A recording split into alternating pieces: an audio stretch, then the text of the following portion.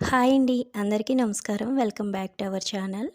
ఈరోజు మన వీడియోలోని అందరికీ ఎంతగానో ఉపయోగపడిన కొన్ని మంచి చిట్కాలని షేర్ చేస్తున్నానండి. ముందుగా అవేంటో చూద్దాము. చాలామంది అమ్మాయిలు మొటిమలతోటి చాలా ఇబ్బంది పడుతూ ఉంటారండి.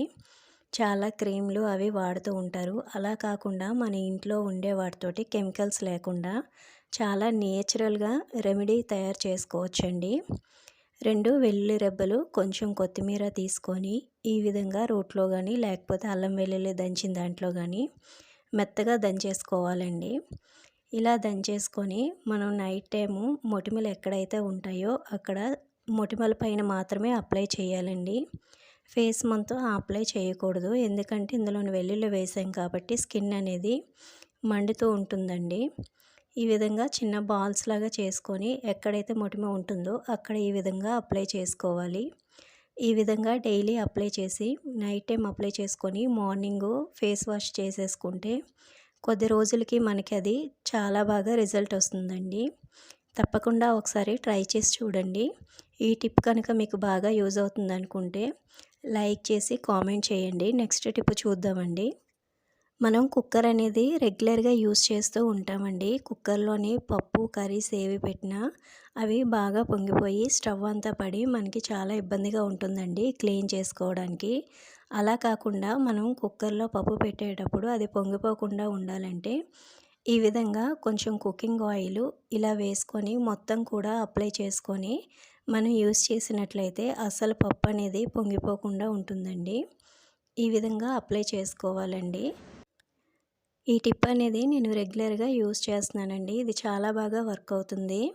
ఒకసారి తప్పకుండా ట్రై చేసి చూడండి. మీకు కనుక తప్పకుండా నచ్చినట్లయితే లైక్ చేయండి. నెక్స్ట్ టిప్ చూద్దామండి. దోస పెనంలోని ఐరన్ ప్యాన్ అనేది మనం కొత్తగా తీసుకునేటప్పుడు వాటిపైన మనకి దోసలు అనేవి సరిగా రావండి. నెక్స్ట్ దీన్ని ఎలా క్లీన్ చేసుకోవాలో కూడా చూపిస్తానండి. మనం ఏదైనా సరే ఒక పిండిని తీసుకోవాలండి. బియ్యం పిండి కానీ లేకపోతే గోధుమ పిండి కానీ తీసుకోవచ్చు. నేనైతే కొద్దిగా గోధుమ పిండి తీసుకుంటున్నానండి. గోధుమ పిండి ఇలా వేసుకొని దీనిపైన కొంచెం నిమ్మరసం యాడ్ చేసుకోవాలండి. ఒక హాఫ్ టీ స్పూన్ వరకు మనం తీసుకుంటే సరిపోతుంది. ఇలా వేసిన తర్వాత స్క్రబ్బర్తో కాకుండా మన చేత్తోనే ప్యాన్ అంతా కూడా అప్లై చేసుకొని కొంచెం కొంచెం వాటర్ వేసుకొని ఈ విధంగా చేత్తోటి క్లీన్ చేసుకోవాలండి. మనం స్క్రబ్బర్ కనుక యూస్ చేసినట్లయితే కొత్త ప్యాన్ కాబట్టి గీతలు అనేవి పడిపోతూ ఉంటాయండి. ఇలాగా కొంచెం వాటర్ వేసుకొని క్లీన్ చేసుకుంటే కనుక ఐరన్ ప్యాను కొన్న వెంటనే కొంచెం స్మెల్ అనేది వస్తుంటుందండి. అలాంటి వాసన కూడా రాదండి ఇలా క్లీన్ చేసుకోవడం వలన. ఇప్పుడు వాటర్తో క్లీన్ చేసి చూపిస్తానండి. మనకి అస్సలు మరకలు కానీ జిడ్డు కానీ ఏమీ ఉండదండి. ఈ విధంగా క్లీన్ చేసుకున్న తర్వాత ఒక క్లాత్తో నీట్గా తుడిచేసుకొని మనం కొద్దిగా ఆయిల్ అప్లై చేసుకోవాలండి. ఇలాగే వాటర్తో కనుక వదిలేసామంటే ఐరన్ ప్యాన్ కాబట్టి వాటర్ అనేది మరకలు పట్టేస్తుందండి. జంక్ మరకలు అనేవి వచ్చేస్తూ ఉంటాయి.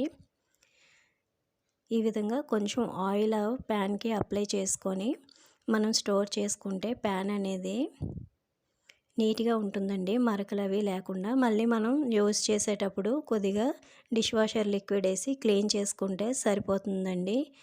కొత్త ప్యానే కాదండి, పాత పెనం అయినా సరే ఈ విధంగా క్లీన్ చేసుకొని యూస్ చేయడం వల్ల మనకి దోసలు అనేవి బాగా వస్తాయండి. నెక్స్ట్ టిప్ చూద్దామండి. ఒక చిన్న ఆనియన్, మీడియం సైజు ఆనియన్ తీసుకొని ఈ విధంగా గ్రేట్ చేసుకోవాలండి. లేదా మిక్సీ అయినా చేసుకోవచ్చు. మిక్సీ కన్నా ఇలా గ్రేట్ చేసుకుంటే బాగుంటుందండి. ఈ విధంగా పేస్ట్ లాగా ప్రిపేర్ చేసుకొని ఇందులోనే ఒక స్పూన్ వరకు బేకింగ్ సోడా వేసుకోవాలండి. వంట సోడా అండి. ఈ విధంగా ఒక స్పూన్ వేసుకోవాలి. ఇందులోని కొంచెం కోల్గేట్ పేస్ట్ తీసుకోవాలండి. కోల్గేట్ పేస్ట్ అనే కాదండి, మీరు ఏ టూత్ పేస్ట్ యూస్ చేస్తే అది కొంచెం తీసుకోవాలి. ఒక హాఫ్ టీ స్పూన్ వరకు తీసుకోవాలండి. ఈ 3 ఇంగ్రీడియంట్స్ కూడా మనం ఒక పేస్ట్ లాగా ప్రిపేర్ చేసుకొని మిక్స్ చేసుకోవాలండి. ఇలా మిక్స్ చేసిన దానిలోకి కొంచెం కాటన్ తీసుకోవాలండి.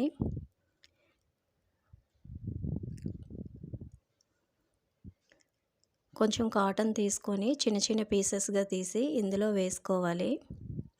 ఇప్పుడు దీన్ని మనం ఏ విధంగా యూజ్ చేయాలో చెప్తానండి. ఇలా మిక్స్ చేసుకోవాలి. ఈ కాటన్ మొత్తానికి కూడా ఈ పేస్ట్ అంతా పట్టే విధంగా మిక్స్ చేసుకొని మనం కాటన్‌ని ఎలాగైతే పీస్ చేసామో అవి డివైడ్ చేసి చిన్న చిన్న బాల్స్ లాగా చేసుకోవాలండి. దీన్ని మనం ఇప్పుడు మనకి సమ్మర్‌లోని బల్లులు, నెక్స్ట్ బొద్దింకలు చాలా ఇబ్బంది పెడుతూ ఉంటాయండి.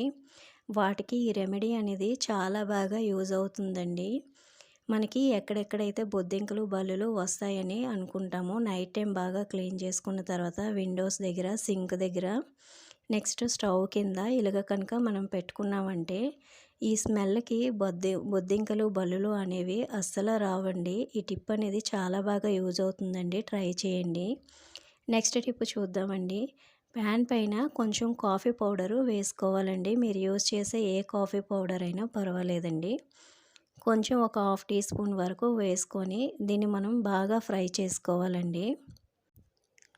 ఇలాగ దోస పెనం పైన కాఫీ పౌడర్ వేసుకొని అది కొంచెం వేడయ్యే వరకు ఇలాగా మెల్ట్ అయ్యి దాని నుంచి మనకి ఒక స్మోక్ అనేది వస్తుందండి. అంతవరకు కూడా దీన్ని మనం ప్యాన్ పైన ఇలాగ మిక్స్ చేస్తూ మనం ఫ్రై చేయాలి. ఇది ఎందుకు చేస్తున్నామంటే మనం ఒక్కొక్కసారి ఇంట్లోని నాన్ వెజ్ చేసేటప్పుడు కానీ లేదంటే మనం ఇంట్లోని ఎంత క్లీన్ చేసుకున్నా సరే సింక్లోని ఒక్కొక్కసారి బ్యాడ్ స్మెల్ అనేది వస్తూ ఉంటుంది కదండి. అలాంటప్పుడు మనం ఈ విధంగా చేసినట్లయితే కాఫీ పౌడర్ నుంచి వచ్చిన అరోమాకి మన ఇల్లంతా కూడా మంచి సువాసన అనేది వస్తుందండి. కాఫీ పౌడర్ నుంచి వచ్చిన స్మెల్ మనందరికీ తెలుసు మంచి అరోమా వస్తుందని. అలాగే కిచెన్లోని నాన్ వెజ్ చేసేటప్పుడు అందులోకి ఫిష్ కర్రీ చేసేటప్పుడు కొంచెం ఇల్లంతా కూడా నీచు వాసన అనేది వస్తుంటుందండి. అది కొంతమందికి అస్సలు నచ్చదండి. అలాంటప్పుడు ఈ కాఫీ పౌడర్ యూస్ చేసి ఈ విధంగా కనుక చేశారంటే చాలా బాగా మనకి ఇల్లంతా కూడా ఆ నీచు వాసన కానీ లేదా బ్యాడ్ స్మెల్ కానీ లేకుండా ఉంటుందండి. ఒకసారి తప్పకుండా ట్రై చేసి చూడండి. మీకు బాగా వర్క్ అవుతుందండి. ఈ టిప్స్ అన్నీ కూడా మీకు బాగా యూజ్ అవుతాయని అనుకుంటున్నానండి. ఈ టిప్స్‌లో ఏ టిప్ మీకు బాగా నచ్చిందో కామెంట్ చేయండి. అలాగే చిన్న లైక్ చేయండి. మీరు లైక్ చేయడం వలన నా వీడియో ఇంకొంతమందికి షేర్ అవుతుందండి.